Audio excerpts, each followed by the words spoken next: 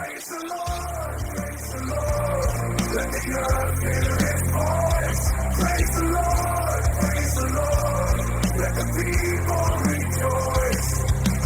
Come to the Father, through Jesus the Son, and give him the glory. All right, welcome to Redeemed Reckoning, where if you don't agree with us, we'll reckon with you.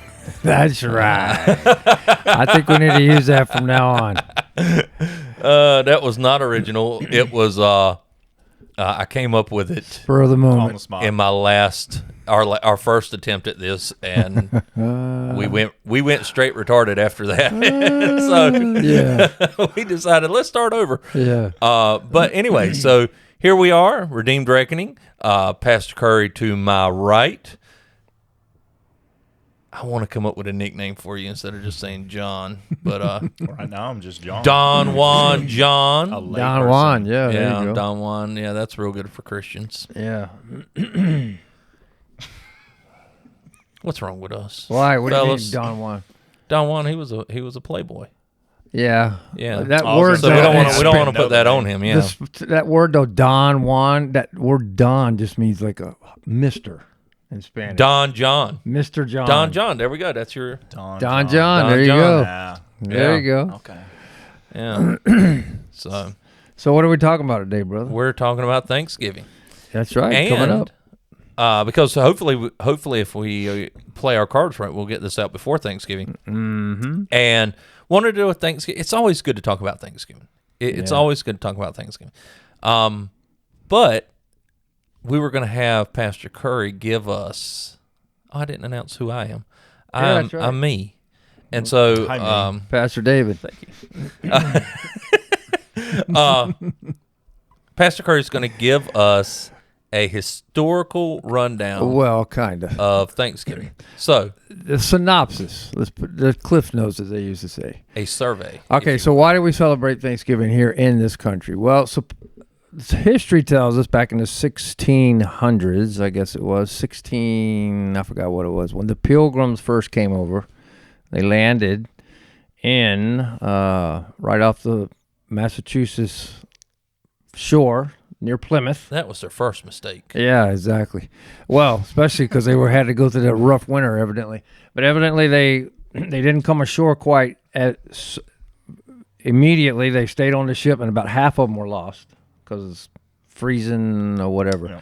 And when they did they finally, died. They died. Not salvifically, they were lost. That's right. We really don't know what those numbers were. Yeah, they were the Pilgrims. I mean, what do we know? Were they Puritans?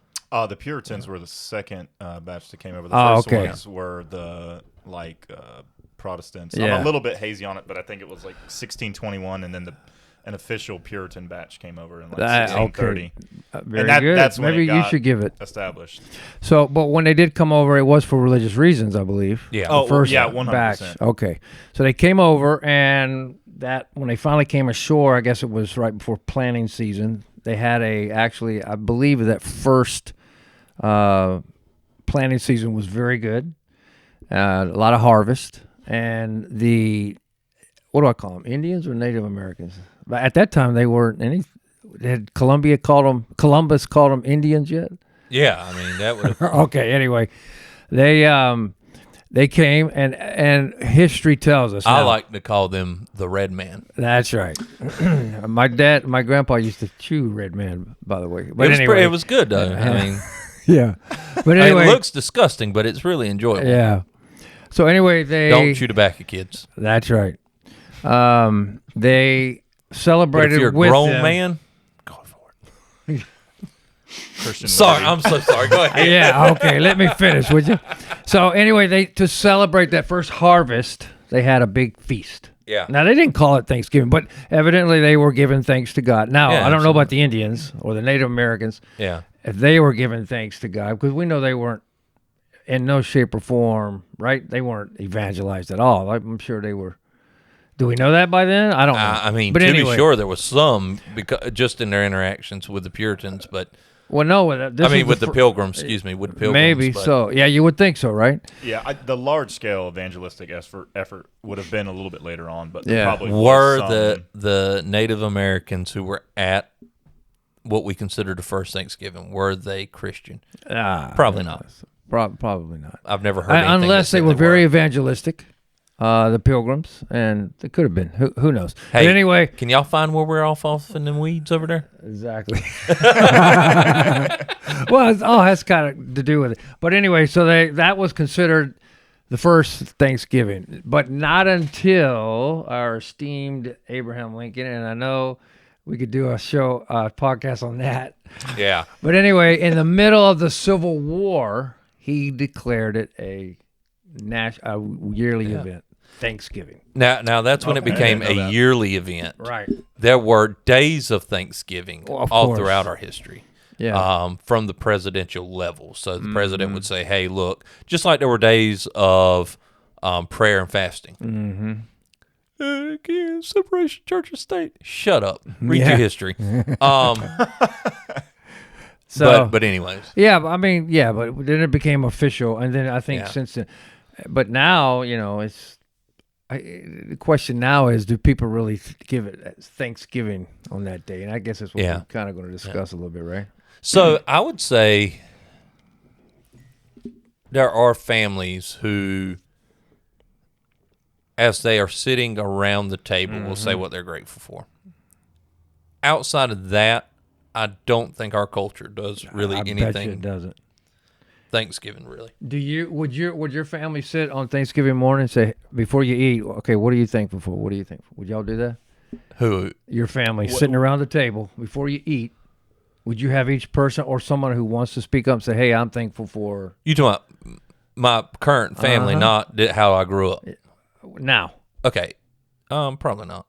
How about y'all? Well, this will be our first Thanksgiving. Yeah, but growing up then with your parents? Not like in my nuclear family, but when we would visit with other people, usually they'd be like, oh, one thing you're thankful for. We never did growing up either, but I do now. I want my kid, because it's a big day. We have like 15 people coming this weekend. I would say my mom would do something like that, but me personally, I'm like, Right. Well, I'm grateful you hush so I can eat. Yeah. Well, plus when you got 7 grandkids around, you want them to see what the focus is too. Yeah. But as Christians, though, we should have Thanksgiving every single day. Well, I mean, okay, yeah, there's some truth to that. I think, though, a good way to look at it as well is on Thanksgiving is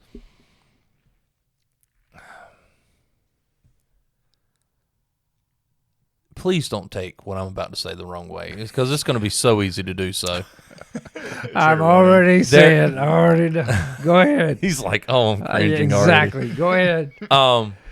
As soon as you stopped to start thinking, I thought, oh, here it comes. I think when we just stop right before we eat to say what we're grateful for, not everybody who does that falls into this camp. But I think a lot of people are doing that to placate the fact that they're not living like that's the only thing we're going to do that really symbolizes that we're grateful. Is this one little thing. Now, I'm not saying everybody does it. I'm not saying but I'm saying as a general rule. And I think it can come off to me as somebody who can be overly critical, as cheap and lazy. Yeah, could be. And now, so you're saying like for the one day out of the year, Thanksgiving, like, oh, we're going to get around the table and now we're going to just say what we're thankful for. Yeah. And then the rest of the year, like, I mean, you've got the most ungrateful people in the whole wide world talking about, I'm grateful for my family. Oh, so it's just so. Then why do you complain about them so much? So in other words, you think it's just cheap and fake. It can be. So what's the point? It can be. Exactly. Well, of course. Okay. Yeah. It's just like anybody else who prays. I mean, think about it. When you're praying before you eat, anytime, any day, 3 times a day, or whenever you eat, you're giving thanks. Yeah. For what you're eating. Yeah. So, I think many times too, though, even with that, as Christians, and I notice it with some of my kids sometimes. Oh, we got to say a quick prayer, and they say thank God, and not really think about it. Yeah, that was one of the things I've been looking into a lot more. This is related, so I'm gonna try to relate it. Maybe we'll see. But there's a guy, I don't know if you know him, Joel Beakey, but he's real big on family worship. I've Yeah, heard yeah, of- yeah. yeah. I've And heard of it. he was talking about the prayer before and after family worship and making it sincere and genuine and real, and not just Lord, thank you for this day and for bringing us together. Amen. Like, Yeah. God is something good. like God, an actual prayer. And I think that goes, it just relates to that in the sense of praying before a meal is just as important as any other Yes, prayer. Yeah. absolutely. And a lot of times I think you can just hear people's voices when they're praying or when they're saying what they're thankful for, and you can That's- tell, okay, yeah, something's off here. That's one reason I really genuinely enjoy hearing my oldest son pray. Oh yeah, I've never heard him Yeah, pray. he prays so sincerely. Oh, good for him. And it's funny because, I was like, we're not going to do the God is great, God is good prayer because Yep. Right. we don't want it to just become something you say or do. Or, Yeah. and that still flourished. You know what I mean? Like it became, dear Lord, thank you for this food, thank you for this, thank you for that, da da da da da da da da, and it almost became this rhythmic, memorized prayer. Now that's not always bad. We memorize the Lord's or the prayer of example. We call it the Lord's Prayer, but It's a disciples' prayer, but go ahead. yeah. But when it just becomes, I'm not thinking about what I'm saying, I'm just saying it, Yeah. and, almost like just to get it over with, that's a problem. And right. but he prays so sincerely, and I just enjoy listening to him pray. Huh. And That's awesome. there again, I think if you live a lifestyle of thankfulness or gratefulness, that's going to show through as well, and it makes the holiday Thanksgiving even that much more Yes. Well put. real. Well put. Yeah. So I see your point. Then you're not grateful any other time of the year. Why are you going to be grateful on that day? yeah, and then just to sit around and go around the table. Yeah. And there again, I want to be careful. So that we do that, and we're Yeah. okay. I'm not saying that you can't. I'm just saying that to so many people, I bet you that sounded good on the mic. That little just gurgle I just did. exactly. But Well, it I mean, just comes across. that's a really good point, because just generally speaking, my family as a whole, a lot of times at these Thanksgiving gatherings, it would be like, oh, I don't want to go there. I don't want to do this. And then you get there and it's like, well, what are you thankful for? And it's like, oh, I'm so thankful for my family. Yeah, It's like, okay, what's going on here? Hey, now talking about Thanksgiving, did you right after the election, did you hear how people are talking about it's going to be awkward this Thanksgiving because of people who voted for Trump and people who didn't, and they're saying those of you who voted for Trump, a lot of people are saying I'm not going to Thanksgiving with you this year. Look. Did you hear that? That's The people that's already who happening voted a for little Trump? bit. Who didn't vote for Trump, and they know family members who did. They refused to have Thanksgiving dinner with them this year. So That's how be it's it. about to be in my family.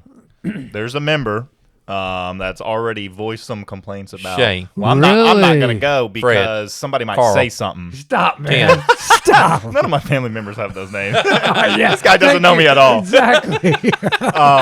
Really But well, interesting. it's crazy because the same person will message another family member and just tell them all these things about politics. Oh, and then they're like, well, I'm not going to go to Thanksgiving because I don't want somebody to say something Yeah. about my relationship What or a something about shame. my political views. What a shame. man.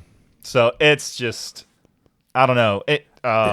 When it was brought up to me, oh, that was a little loud. When it was brought up to me today, I was kind of like, I don't know if I'm going to necessarily bring something up unless it's like brought up to me. Right. Son, I want to bust in there doing this dance. Listen, no, it's like this. Did you see who else doing that now? As soon as you walk into the Thanksgiving meal, go. Europeans are starting to do that now. Oh, The yeah, Trump, they love it. The Trump dance. They love I it. wish they'd come up with something original. Yeah. So anyway, it's because it's going to be politicized this year, Thanksgiving, Yeah, that's a shame. and there's articles out. I will not be surprised the day after Thanksgiving when someone does an article. Well, it shows you the division This in isn't families new, too. though. Yeah. This I mean- isn't new. I've seen for years now articles come out how to talk to your conservative Oh, that's uncle true. during Thanksgiving. Yeah, I mean, yeah, things yeah. like that. Maybe it's in the sense that it's changed in the sense of being like, well, just don't go to Thanksgiving with your conservative Nazi. Yeah. Yeah. I don't know. Maybe that's a little bit different. Do you have anybody? You don't have anybody in your family that would do that, would they? No. Yes. Oh, he's got to think. Well, I want to be honest. I don't want to sit here. Not in what I consider my immediate family. Oh, okay. In my wife's family, Uh-oh. there's some, but Don't I don't throw think, under the bus. I will too, dagnabbit. Don't tell me what to do, Hank. That make him want to do it more. I don't have anybody that would do that. Talking to you.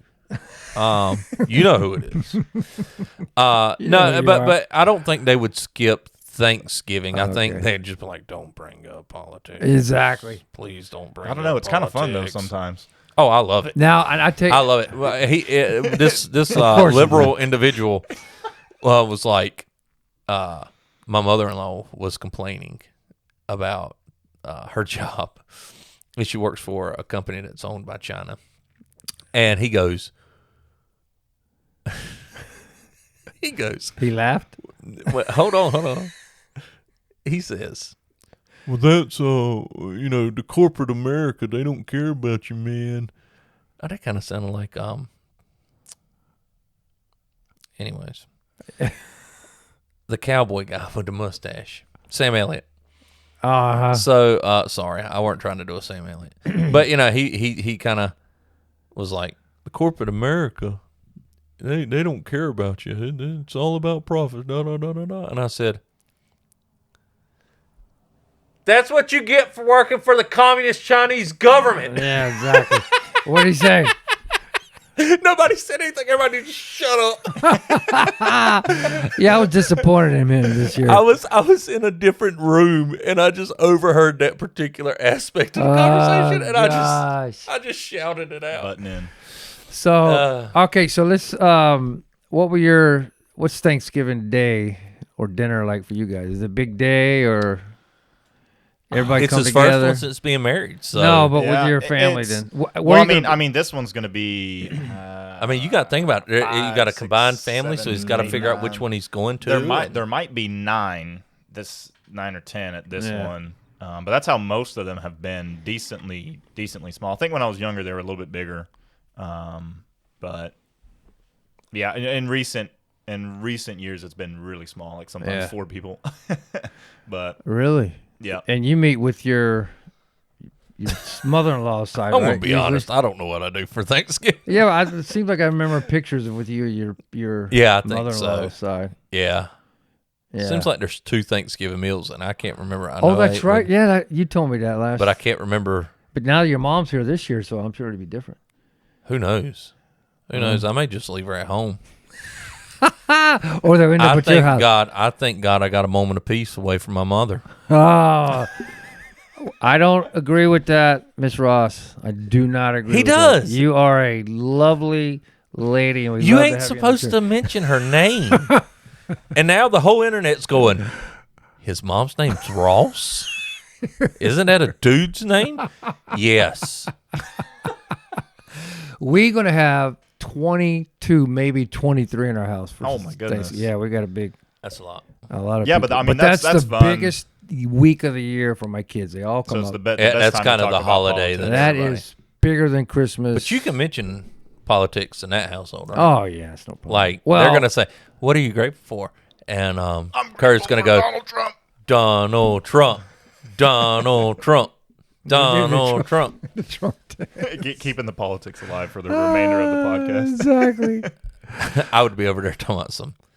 You have a big meal. Okay, well, wait. So, what are you going to say you're thankful for then? Since you're What doing am I that? going? Yeah, I yeah. usually don't. I usually allow, and then I'll probably have my father pray because he's the patriarch. Hypocrite. I will. You're not thankful for anything? Yeah, of course I am. I'm thankful every day, but I'll probably say something to my son. Say, hey, can you give him a heads up about saying what he's grateful for, and a couple other people. Yeah. Yeah, and we'll do that, and then I have my father pray, because he's the patriarch, and then we'll eat. All right. It's a So big deal. let's get to the bones of this thing. So being grateful is a biblical concept. in our nation, we were saying we're giving thanks to not a God, but the God, and we've lost that as a nation. And it's biblically mandated that we give thanks to God. It's so important to our life. I was telling them before the podcast that I was listening to Andrew. What did you say his last name was? Huberman, and he's coming from a evolutionist secular point of view, but ultimately, the short and sweet of it, people who are give thanks or who are grateful, their lives are healthier. Their lives are healthier. They don't have as much anxiety or stress, which I think is pretty well known by this point, that anxiety and stress wear you down physically as well as, spiritually and emotionally.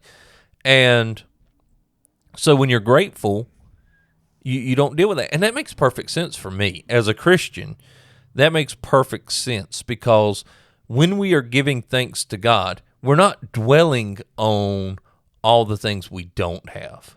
We're focused on the things that God has been so gracious to us with. That's good. Yeah, and that's the first thing when you had mentioned this idea for the podcast. That's the first thing that I mentioned, or that came into my head, was that I think it's 1 Timothy 5, but it says godliness with contentment. It's great gain. It is great gain.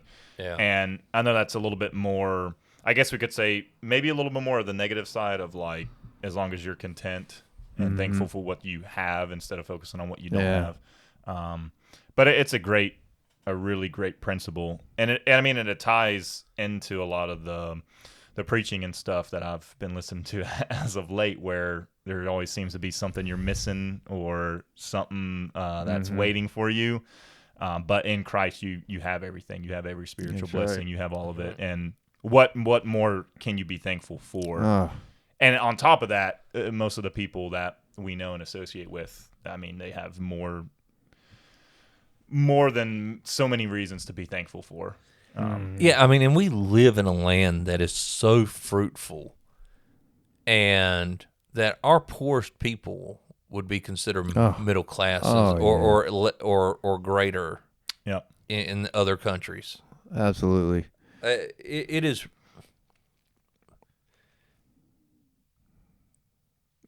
I think this is a true statement. It's just come to my head. I don't know if I've heard it or not, but contentment breeds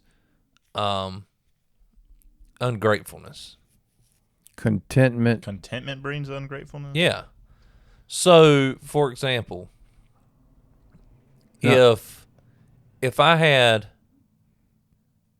got a raise and I was making $100,000 a year, the first year I'd be ecstatic over that.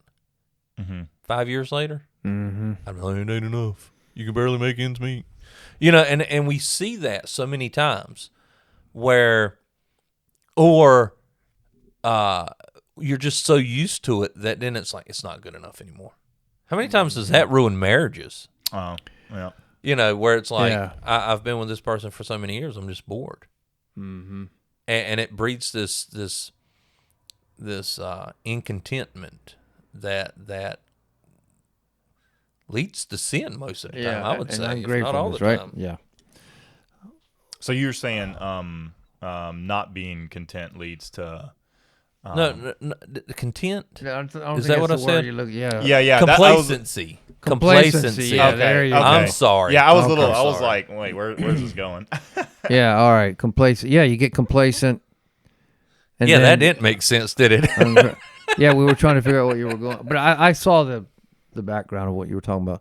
Well, it's true though, because we as human beings we get, used to having something, and then we start complaining. We want more and more. And you know what? Another thing is, this country, we're programmed to think that we have to have more and more. That's capitalism, man. And more, exactly. Yeah. And so it is a real danger for a lot of conservatives. Yeah, and you become ungrateful for what you have. The libertarian style of conservatism. Yeah, I think.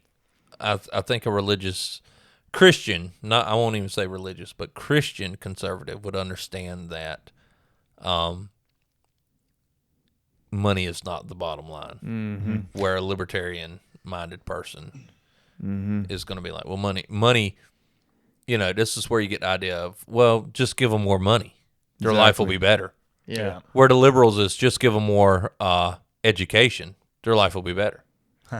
Neither of those things true. will fix a problem. You just got to throw the book of Ecclesiastes at them. Yeah. Well, Yeah. And then you just keep, you get that one plateau, and then you get up to the next, and the next, and you never. There's never enough. Therefore, you're because at the bottom line is, I mean, it's not bad if you want to get a better job, better pay, better career. Is that bad? It's according to why you're doing it, of course. Yeah. But once you get to that plateau, then you become ungrateful and say, "Oh, I need something more, and more, and more." Yeah, it's not bad to have ambition. It's bad to not be satisfied. Yeah, and ungrateful. And that's a tight line to walk. Yeah. Yeah. To have ambition, but also be completely complacent where you are, and be thankful and have joy. And I think ultimately that line may be impossible to hold if you're not a Christian, and probably very difficult even if you are a Christian. Right. Yeah, I mean, and you mentioned another word, joy. Joy. I mean, just to have joy in your life, just be thankful for joy. Be happy in your life. So many times we just look at everything around us and we don't have the joy of the Lord. Got joy, joy, joy, joy down in my heart. Where? Down in my heart. Where? And be, down and, in my and be heart. grateful.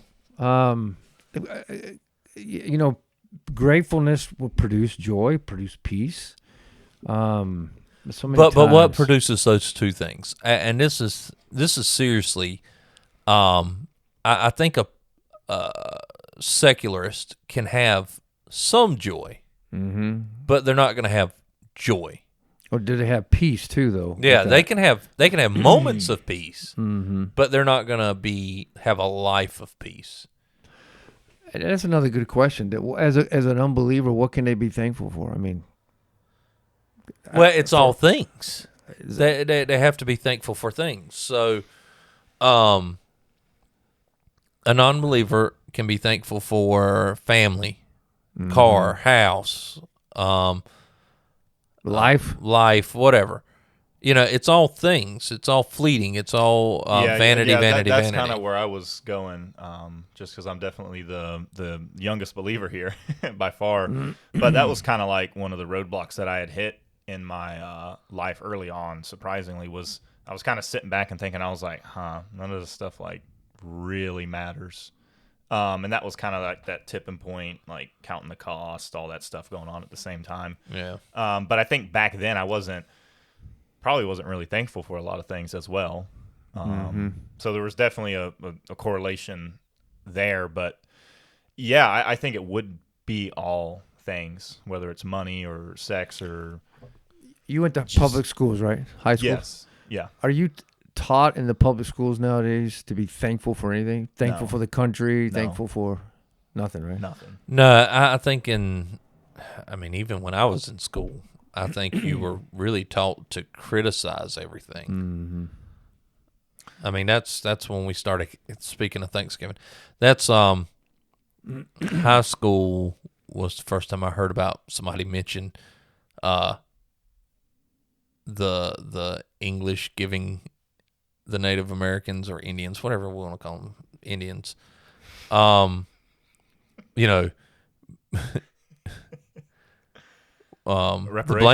blankets that had smallpox. And, Yeah, of course. That's what. Yeah, I was never taught that growing up. Yeah, we were taught never. that. I'm And sitting like here I thinking said, about reparations, going blankets Yeah, with that too.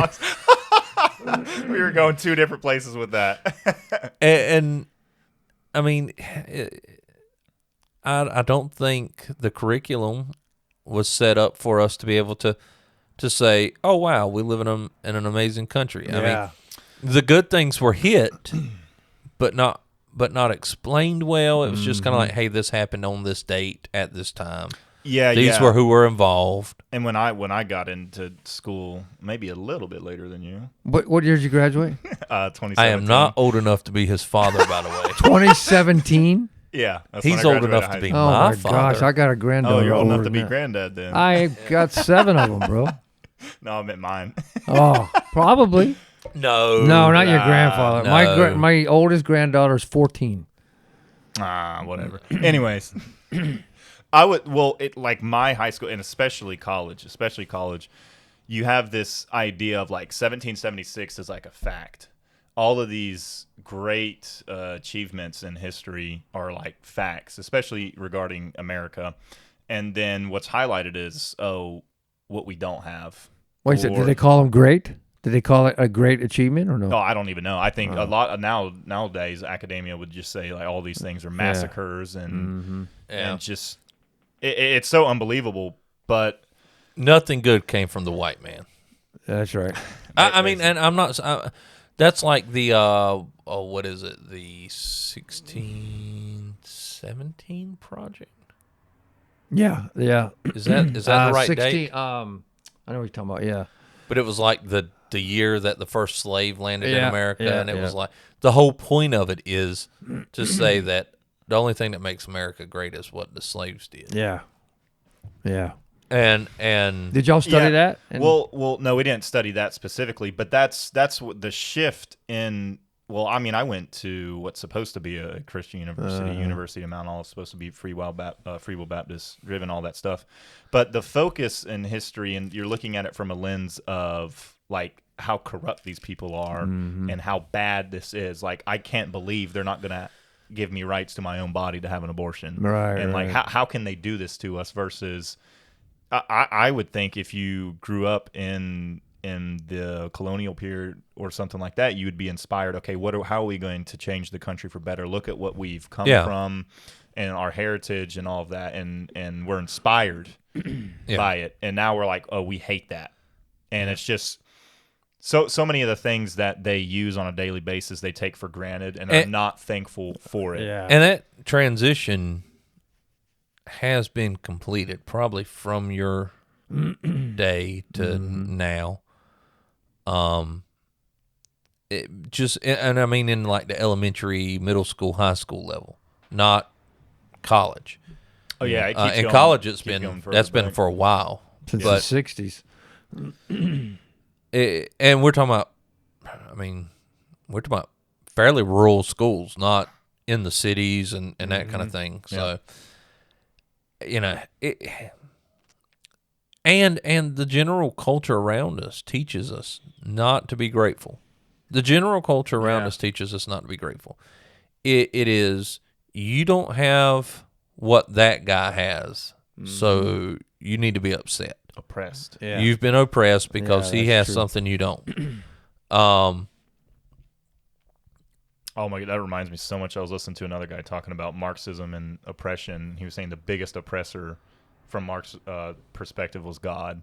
Yeah. And just Yeah. viewing that, having that presupposition is like, that's so, because you're not going to be thankful for anything. No. Everything is, If your Everything's mindset oppression. is like that, then a sovereign God would be the biggest. Yeah.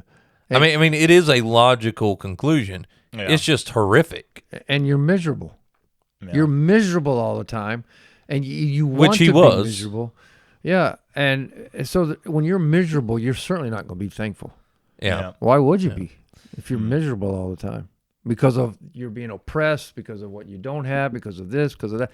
And it's also, too, it shows what you worship.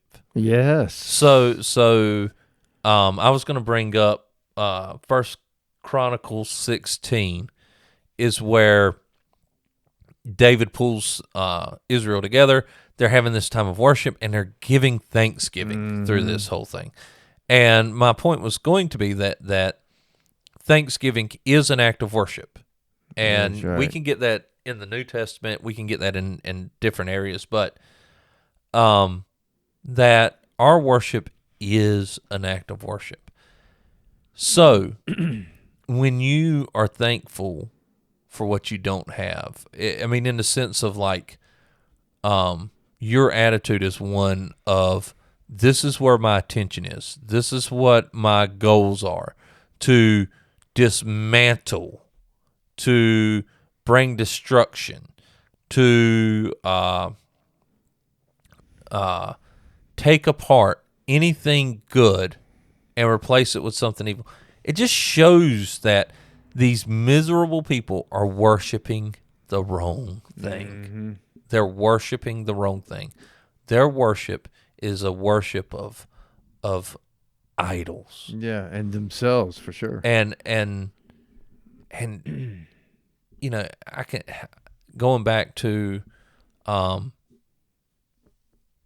the natives, how much child sacrifice was there? Yeah. How miserable were those people? Yeah. They're trying to appease their gods. Yeah. And then you have the equivalent to that today is abortion. Yeah. And how miserable are the people who absolutely support abortion? Yeah. I mean, you see it on I mean, without Christ, ultimately, no matter how good you are, you're deep down inside, you're going to be miserable because there's no joy, there's no real joy, no real peace, and therefore you're going to be tended to be less grateful. That's for sure. We all know people that are grateful that are not Christians, but I don't know. It's not a real gratefulness that we have, that we know Christ and we know where our future is and our home in heaven. It's just different. So, one question that I have is, and I'm talking to Christians, because I know too many of them who are like this. If I'm struggling with being grateful, how do I make that right? Yeah. It's a good one.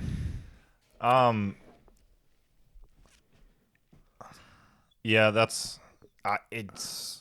Well, I would say it might depend on the person, but not really, because my first thing goes towards just the story of redemption in and of itself. Mm-hmm. Like, it's almost for me, and it's kind of a hard thing to say because I understand how many people struggle with not being thankful that can be born again Christians. Yeah. But it's such a hard concept for me to wrap around. It's like, what else do I need? And we see Jesus talking about what to be satisfied with, food and clothes. Is there not more to life than possessions? And protecting yourself from all kinds of greed. I just read in Luke, a man yells out to Jesus in a crowd, "Tell my brother to split an inheritance with me." Mm-hmm. And Jesus is like, protect yourself from all kinds of greed. And we usually hear the young rich ruler, and then this guy's probably some average Joe that's just like, I need my inheritance. And Jesus is like, guard yourself against that greed. Yeah. But when you have a perspective, like Curry was saying, just when you're focused on Christ and what he has achieved for you. I mean, we see Paul almost in all of his letters, in his greetings, he's like, we always give thanks for you and for this other person and this. And I'm like, this dude's in prison, he's like getting stoned, and this guy's grateful. And it's where you're looking. You have to be looking towards Christ and truly understanding the story of redemption, and you're going to be grateful for that. Here again, though.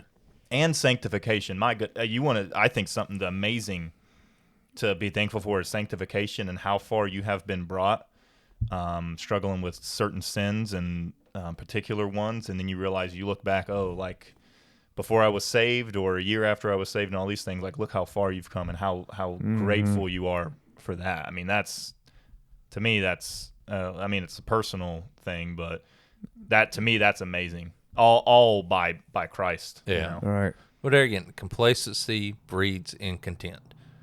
Yeah. And even in the church, you see someone get saved, they're excited, they are ready to rock and roll. And 10 years later, a lot of times they're it's like, go to church, come home, go to church, come home. Yeah. It's not the fire's gone. And to answer my own question, I think, and you hit at it, it is focus on Christ. And when you focus on Christ, it's just you understand how unworthy you are of salvation. You understand how undeserving you are for eternity with him and what he did on the cross. And that's where to start. But then you can move to things like, okay, well, I want to be... I don't like my church. You know, and I'm not talking about, you know, you have a solid church. It's not perfect, but it's a solid church. Mm-hmm. Well, why not? Well, you know, the music, it's Yeah. in a wrong key or something, you know, and people come up with dumb things like that all the time. And it goes, okay, but look at what you do love about the church. Mm-hmm. Look at what you do love. And it's always not artificially becoming grateful for something, like you were talking about. I don't want to go here. I don't want to be around these people. And then when you get there, I'm grateful for my family. You know, Yeah. It is genuinely looking for the things that you do find that you are grateful for within that system or within your family, the church, whatever it may be. Look for that thing that and you'll be surprised at how the other things will start to just not be aggravating to you, and it won't worry you, and eventually you'll be able to say, find even more things because you're finding more pleasure in those things. You're finding more joy in those things, and but we're so trained to go, well, I don't like that. I don't like that. Yeah. I don't like that. And this is coming from somebody who I'm critical. Like I enjoy finding things I don't like. It's my hobby. But you can't do that.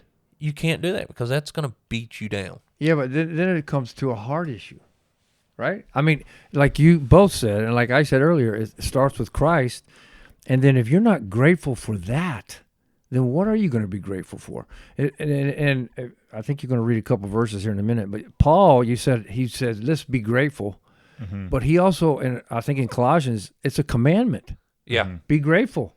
Yeah. And so as Christians, we obey the other commandments. Why wouldn't we obey that one? Be grateful. Yeah. And I'm hearing the other side here going, yeah, but you don't understand. Yeah, exactly. You don't understand. And it's not that we don't understand. We do understand. We've all been through hard times. I mean, who would dare say there's times when it's harder to be grateful than others? Yeah, you know, everybody goes through that. When your house flooded, you know, one of the things that I was trying to encourage you with is be thankful. You know, and I think you can. I don't have, you know, the Bible doesn't say this directly, but I think we see enough stuff in the Bible that leads me to believe this. I think if you go to God and say, God, I am ungrateful, make me grateful. I think that's something that would work. Of course, yeah. Yeah, I was just going to say the great thing about Christianity and the great thing about Christ is it's the one relationship where the more you have of it, the more grateful you're going to be. Yes. As opposed to like if you're greedy, the more money you get, the more money you're going to want. Yeah, Good point. And part of that is the longer you're a Christian and you're truly following Christ, the more you're going to see how great of a Savior He is, and you're just going to continue to empty yourself out more and more. And that goes back to the sanctification, seeing how far you've been brought, and then you just continue to look at Christ, and just that reminder just makes you more and more grateful, more thankful for the entire story of redemption. And an ungrateful Christian, someone who's never grateful, I gotta question it. I mean, what we have in Christ, I mean, that alone, you look at that.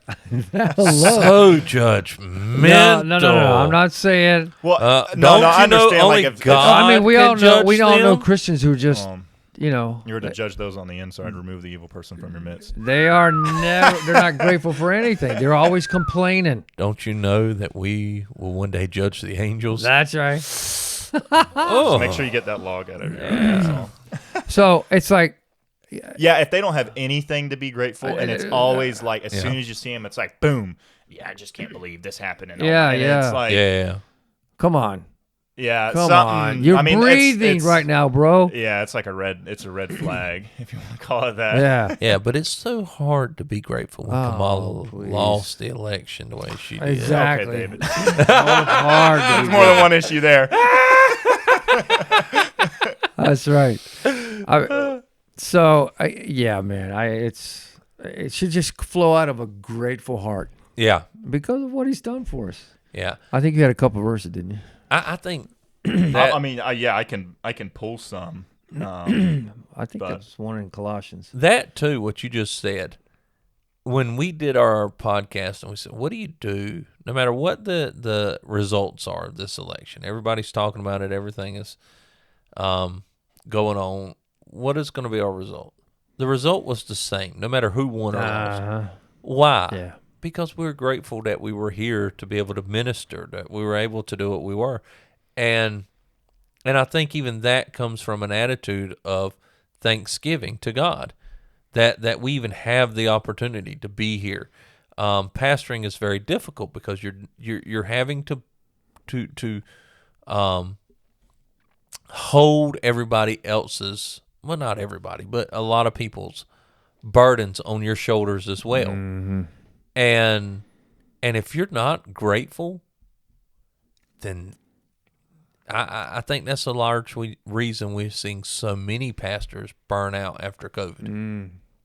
It's because they weren't grateful for what God has given them.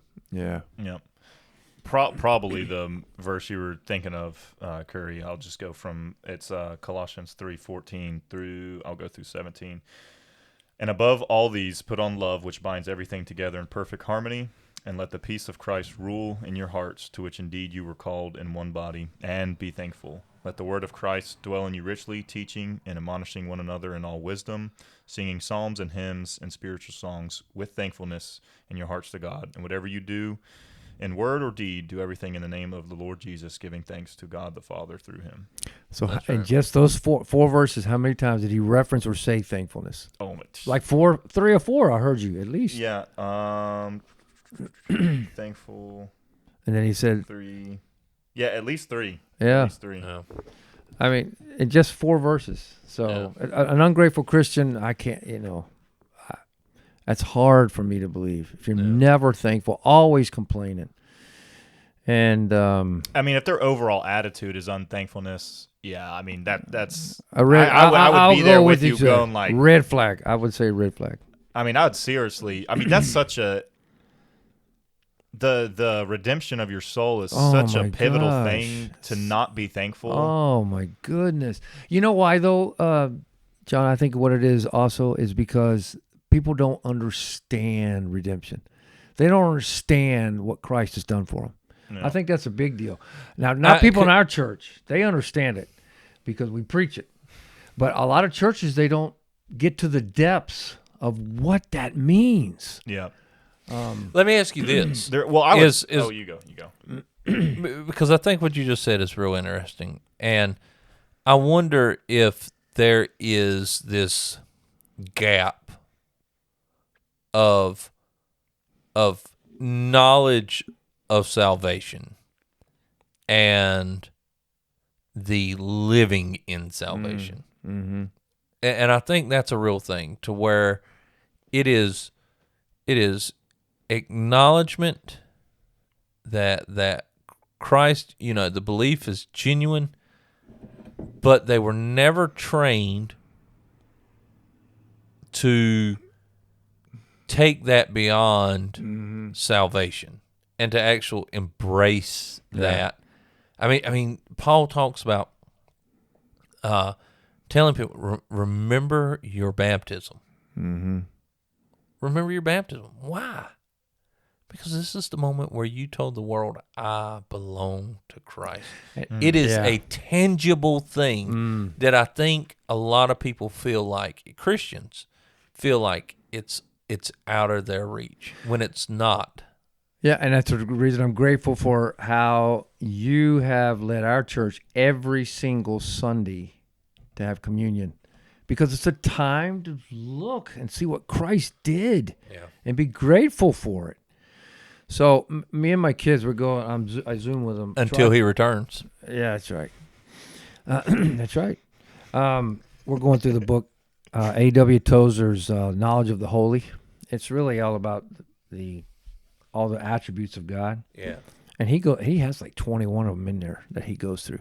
Well, yesterday we went through justice, God's just, and his mercy, back-to-back chapters. Yeah. And he tied that. And see, but people, a lot of Christians don't understand that God took upon himself our penalty of sin. And so he was just and putting that on his son Christ.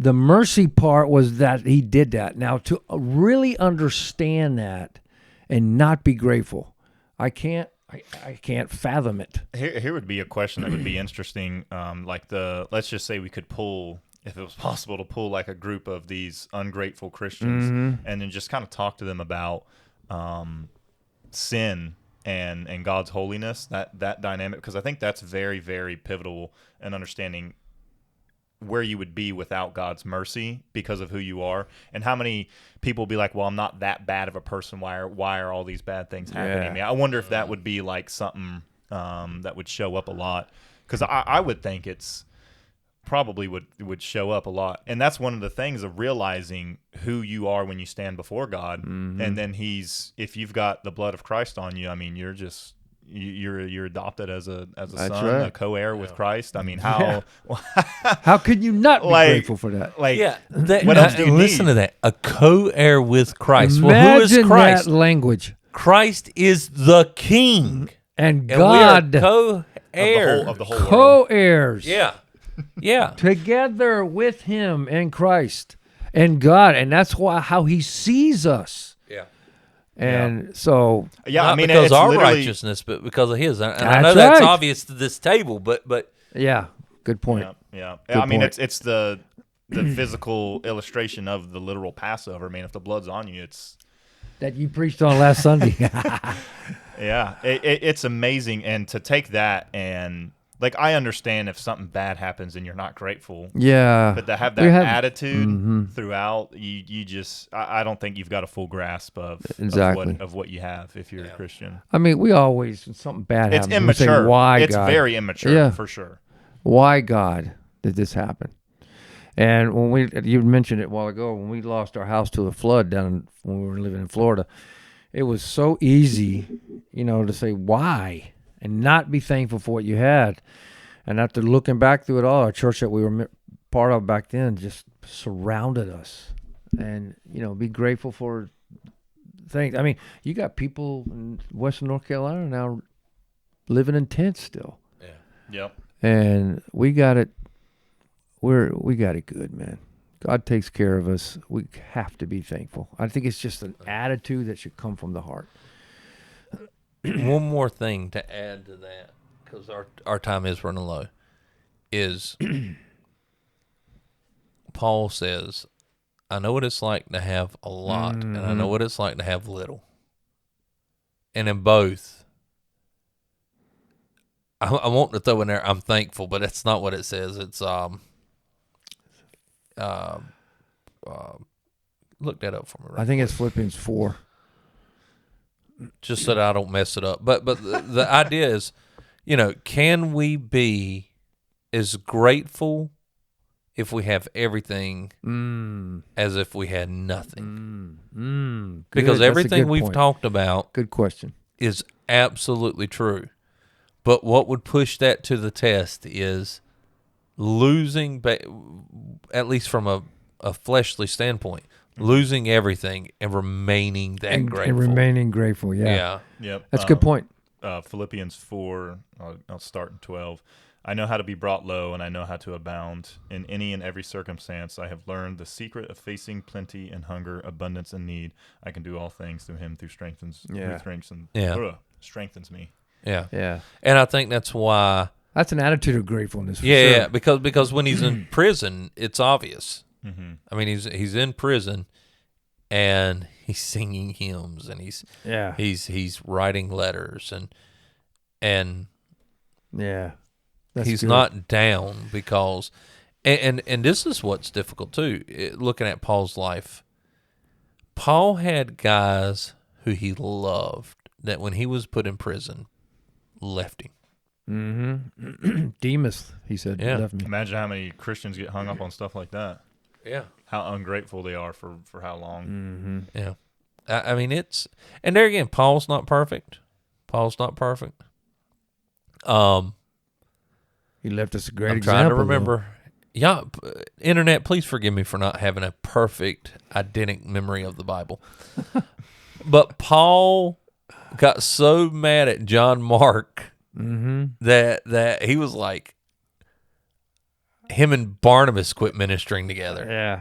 And then later on, you see John Mark come back up Yeah. as this great figure. Mm-hmm. I think he was working with Silas, Peter. Barnabas, wasn't he? And then that's when Paul went with Silas. Yeah.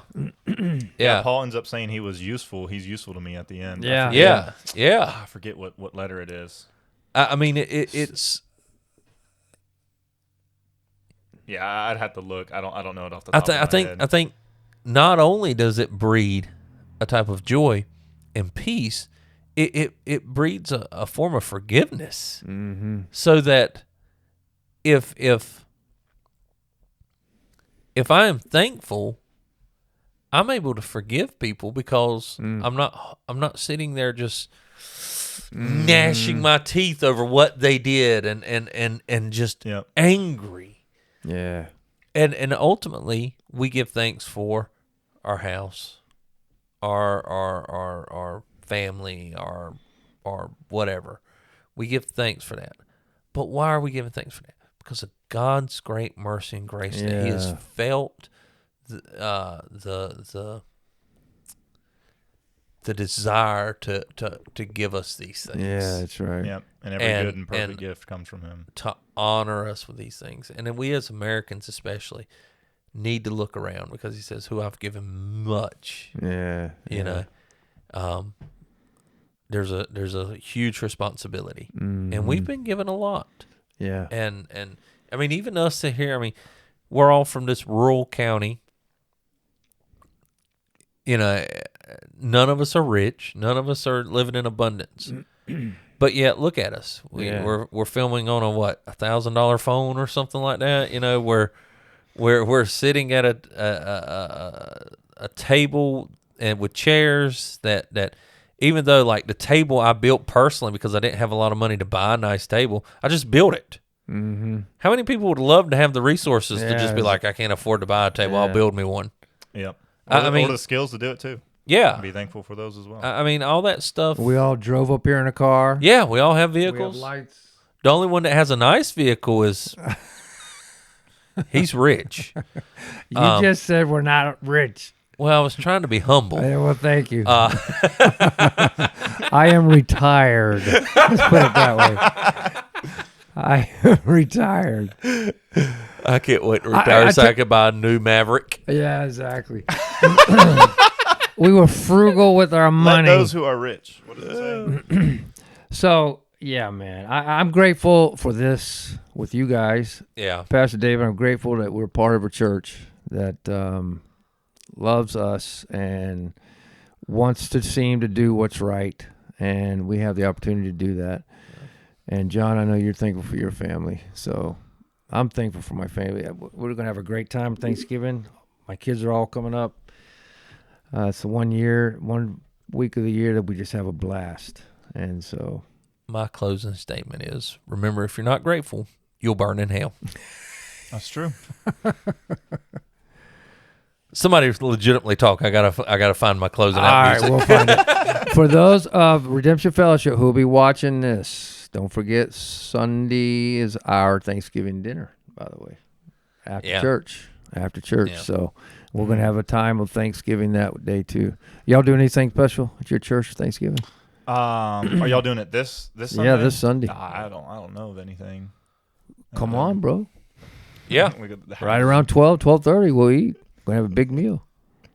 Church starts at 10:30. Yeah. Oh, yeah. You get to hear some mediocre preaching. As long as you're in the pulpit, yes. Yeah, that's what I'm That's saying. what he was saying.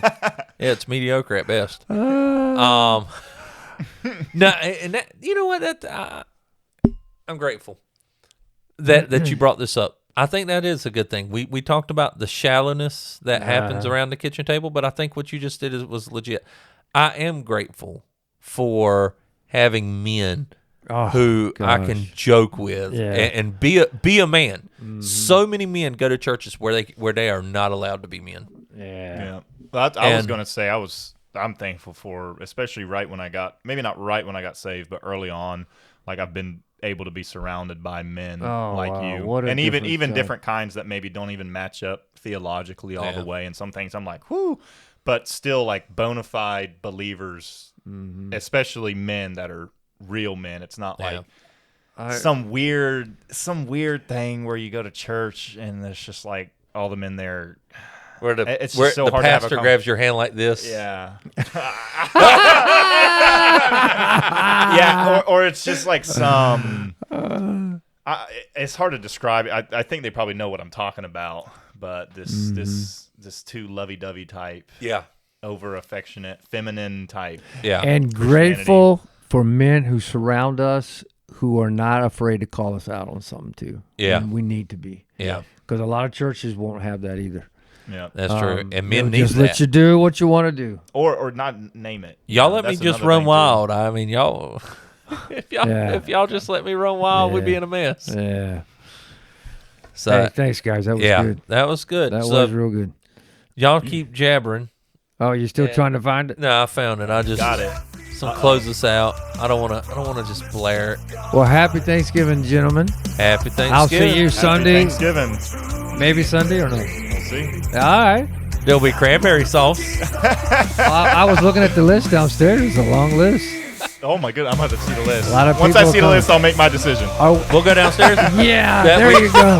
Miss Vicky is Oh, that's cooking right. the turkeys. That's right. She is. I had a turkey leg at the fair. Amazing. What fair? The NC State Fair. Oh, wow. It had like was a $20 turkey leg. best. It was huge.